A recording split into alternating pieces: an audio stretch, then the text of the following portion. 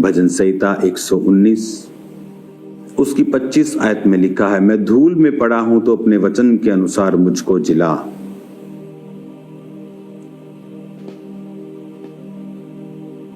अपने वचन के अनुसार मुझको जिला। बहुत से लोग इस बात को नहीं जानते कि जितनी भी चीजें आप देखते हैं वो सब अनदेखे वचन के बोलने के द्वारा उत्पन्न हुई हैं। जिस हॉल में आप बैठे हैं, जिस जगह आप अपने घर में हैं, जिस कैमरा से मैं आपसे बात कर रहा हूं, जिस माइक से मैं बोल रहा हूं, सब देखी वस्तुएं वचन कहता है कि परमेश्वर के अनदेखे वचन के द्वारा उत्पन्न हुई हैं। लेकिन मनुष्य को उसने अपने वचन से उत्पन्न नहीं किया। बाइबल कहती है परमेश्वर ने मनुष्य को अपनी समानता में बनाया, अपने जैसा मिट्टी के साथ उसको गूंथ कर, और लिखा जीवन के सांसों को उसमें फूंका और आदम जीवित प्राणी बन गया।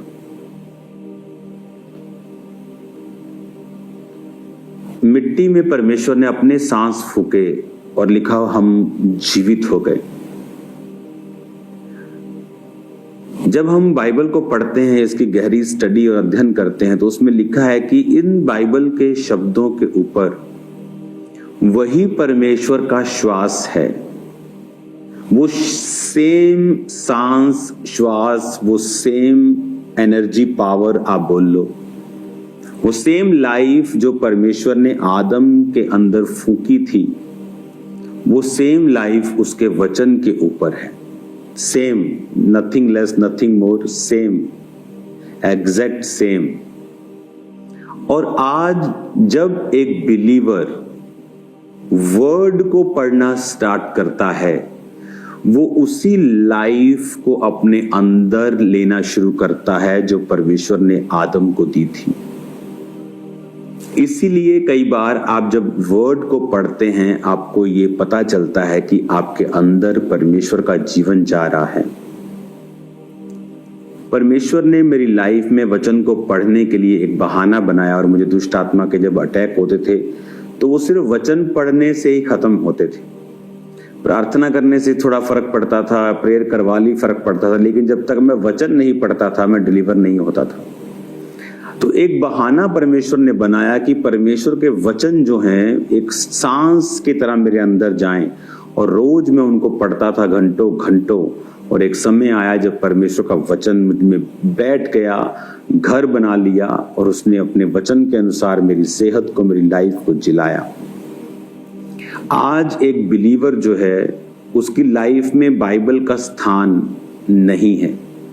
वो चलता फिरता प्रार्थना कर लेता है, रसोई में बैठा खड़ा प्रार्थना कर लेता है, गाड़ी में आता जाता खाना खाते वक्त परमेश्वर को याद कर लेता है, और उसे ये मालूम नहीं है कि बाइबल कहती है वो अपने वचन के अनुसार आपको जिलाता है।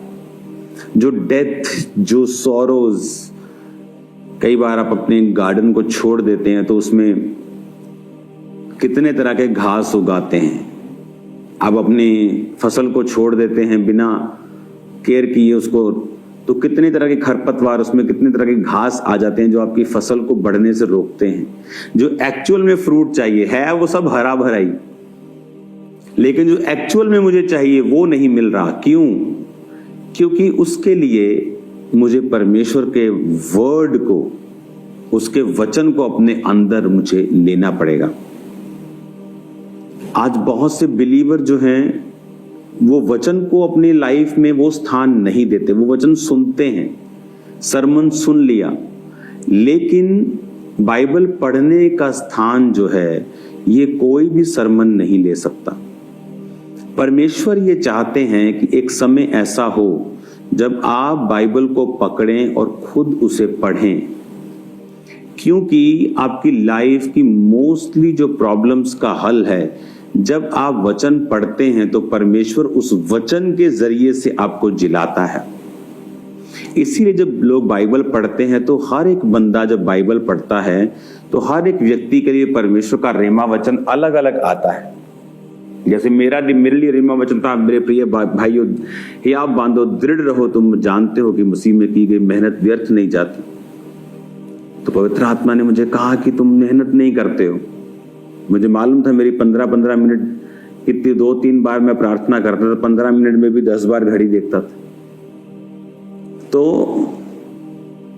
ये वचन मेरे लिए था और वचन में ऐसे ही पढ़ता जा रहा था लगातार, लेकिन कुछ वचन ऐसा था जो परमेश्वर खास आपके लिए बात करता है, वो वचन आपके लिए रेमा बन जाता है और उस वचन के जरिए से ही परमेश्वर ने मेरी लाइफ में बदलाव किया। मैंने मेहनत करनी स्टार्ट की, फास्टिंग करनी स्टार्ट की, प्रार्थना करनी पड़ा, प्रार्थना के समय को बढ़ाया।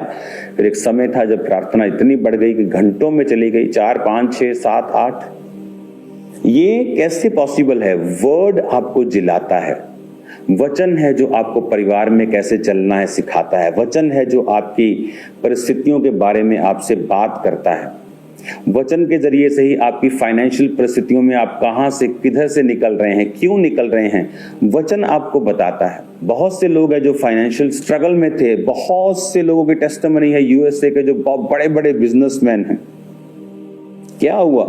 खुद वचन पढ़ रहे थे, खुद वचन पढ़ा कि परमेश्वर ने कहा जो टाइट नहीं देते वो टाइट रहते हैं, फिजूल खर्चियां उनके घराने में होती हैं, पैसा जुड़ता नहीं है, बरकत नहीं पड़ती, कुछ बड़ा उनकी जिंदगी में नहीं होता, बरकत नहीं आती, आई चलाई चलती है, गुजारा होता है। फॉरेन में भी लोगों का ये हाल था।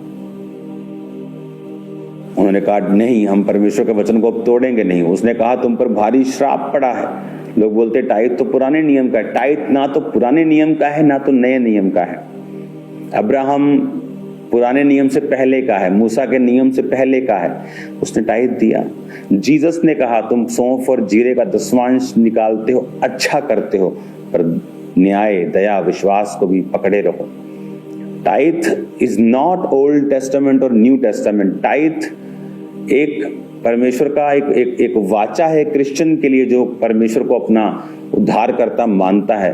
तो लोगों ने वचन को पढ़ा, खुद पढ़ा है, और उसके बाद परमेश्वर ने उनकी जिंदगियों में काम किया और परमेश्वर ने उनकी लाइफ से कर्ज को तोड़ा। आज वो खरबोपति हैं, हजारों लोगों को उन्होंने परमेश्वर के वचन के बारे में, इस बारे में बताया, अपनी टेस्टिमनी को दी, चर्चिस को सपोर्ट किया, सुसमाचार के काम को सपोर्ट किया, करोड़ों लोगों तक सुसमाचार पहुंचा उनके पैसों के द्वारा। कैसे? जब एक व्यक्ति ने परमेश्वर के वचन के द्वारा अपने आप को जिलाया। लोगों के परिवार जिलाए जाते हैं जब वो वचन को पढ़ते हैं कि कर्ज हमारे ऊपर काम नहीं करेंगे अगर मसीह में हम सही रीति के साथ चलेंगे। तो वचन है जो आपको जिलाता है। अगर हम वचन नहीं पढ़ेंगे, अपनी लाइफ में से स्थान नहीं देंगे, खुद नहीं इसे पढ़ेंगे, तो बाइबल कहती है कि हम कभी भी एक जीवितपन होता है आपकी लाइफ में, आपके बिजनेस में, आपकी फैमिली में। वो जीवितपन हम मिस करते हैं क्योंकि परमेश्वर का वचन आपकी औषधि है। उसके वचन आपके लिए दवाई है, आपके लिए काउंसलिंग है, आपके लिए हेल्थ है, आपके लिए ये पीस है, ये शांति है। लेकिन जब